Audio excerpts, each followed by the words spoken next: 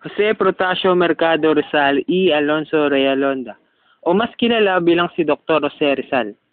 Isang doktor, manunulat at ang pambansang bayani ng ating bayan. Sino nga ba ang hindi nakakakilala sa kanya? Ang bayaning nagmulat sa kalupitan ng mga banyaga, mga pluma at panulat ang nagsilbing sandata niya. No Limitangere at El Filibusterismo ang ilan sa mga nobela niya. Ngunit gaano ba natin siya kilala?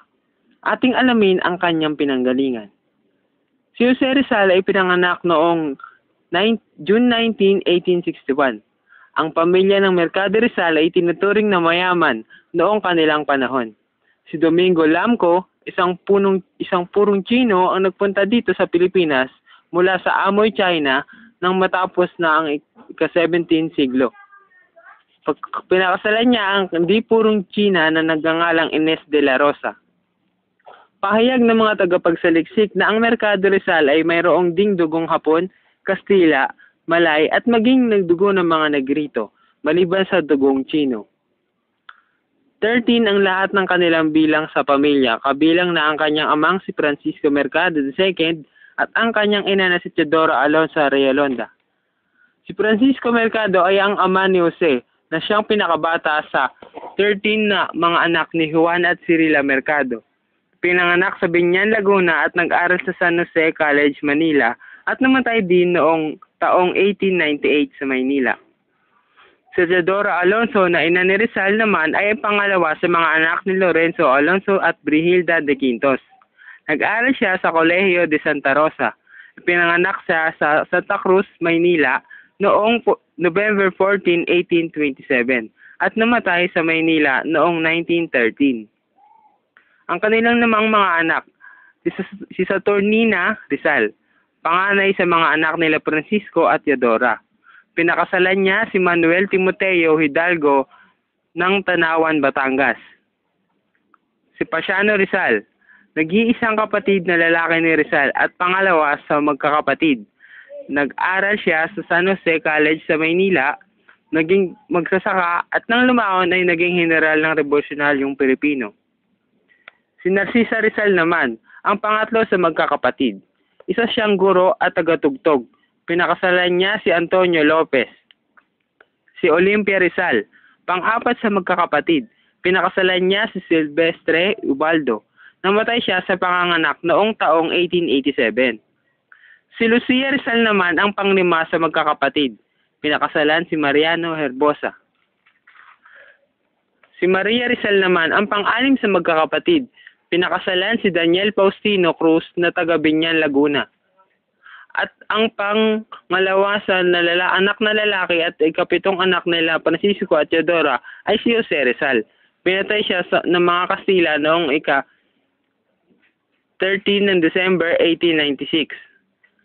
Si Concepcion Rizal naman ang pang-walong anak. Namatay noong 3 taong gulang pa lamang. Si Josepa Rizal, ang pang-siyam sa magkakapatid.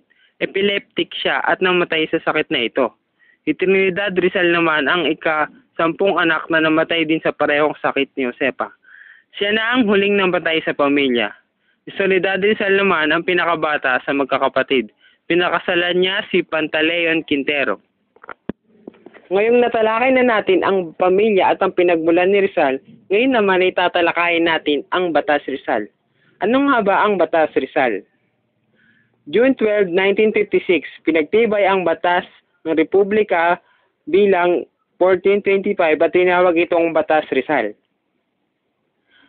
August 16, 1956, naipanukala kaagad ito bilang tugon ng lupon ng pambansang edukasyon sa pangungunang tagapangulo na si Senador Jose P. Laurel Sr. Nasasaad sa Batas na Rizal na dapat maging bahagi ng kurikulum ng lahat ng dalubhasaan ang anumang layunin ng Batas Rizal. Maikintal sa isipan ng bawat mag-aaral na sa mga akdang isinulat ni Rizal nagmula ang simulain at kalayaan nasyonalismo. Maipaunawa ang mga simulain, mithiin, kaisipan at pagpapahalaga sa kalayaan ng bayan ay mga naging dahilan ng kamatayan ni Rizal. Mailahad ng maayos ang mga katangian, kaasalan at kakayahan at pagkatao ni Rizal. Gayon din ang kanyang kaisipan at mga ideya nang sa gayon malinang ang kagandahang asal, disiplinang pansarili, mga sibikong gawain at pagkamabuting mamamayan. Paano napili si Rizal bilang bansang bayani? Mga nagpasyang pumili ng isang pambansang bayani na maging huwaran ng mga mamamayang Pilipino. Una, Komisyonero William Howard Taft. Pangalawa, William Morgan Schuster. Pangatlo, Bernard Moises. Pang-apat, Dean Worcester. Panglima, Henry Clay Ide. Number 6, Trinidad Pardo.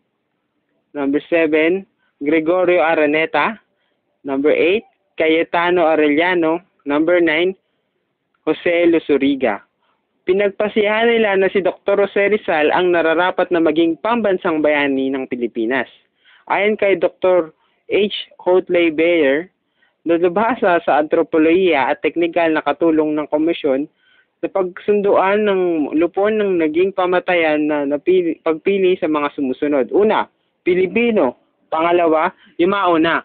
Pangatlo, may mga matayog na pagmamahal sa bayan. Pang-apat, may mahinahong damdamin. Maliban kay Rizal, may 5 pangalan ng pinagpilian at ito ay sina Marcelo H. Del Pilar, Graciano Lopez, Haina, General Antonio Luna, Emilio Jacinto at ang panglima ay si Jose Rizal. Dahilan ng pagkapili kay Rizal, una, siya ang kauna-unahang Pilipinong umakit upang ang buong bansa ay magkaisang maghimagsik laban sa mga Kastila. Pangalawa, larawan ng kapayapaan. Pangatlo, ang mga Pilipino ay sentimental ang buhay at ang pag-aaral ni Rizal.